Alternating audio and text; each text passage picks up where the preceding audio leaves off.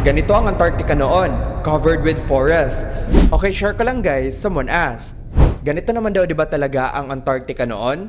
So, dapat wala tayong ikabahala because it's just healing itself? Well, totoo naman that Antarctica was once covered with green foliage. Pero hindi ibig sabihin na dahil nag-green ito ulit ay hindi na dapat tayo mabahala because it's just healing itself? Well, it doesn't work like this. Bakit nga ba? Let me explain something. Around 90 to 50 million years ago, ang Antarctica ay covered with a lot of trees, like palm trees na nakikita natin sa Indonesia at New Zealand. And that's not surprising because noon, konektado naman talaga ang Antarctica sa Australia at mga karatig bansa. So yes, before naging coldest place on Earth ang Antarctica, ito ay isang rainforest.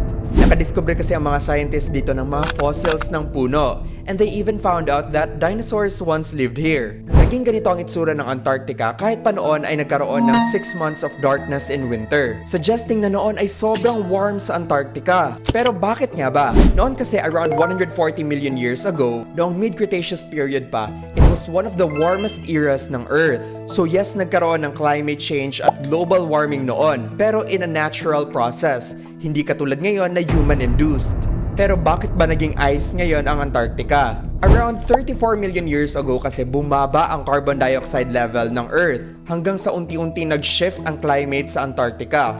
And eventually nawala ang mga greeneries nito at napalitan ng mga ice. And dito natin nakikita how drastic ang epekto ng climate change. Kaya dapat tayong maalarma na mabilis ang pag-green ng Antarctica ngayon because polar regions in this era shouldn't be receiving this much of sunlight.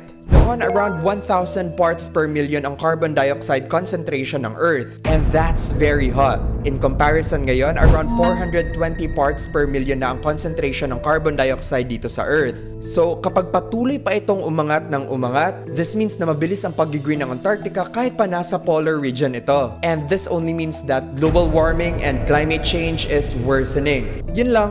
Bye!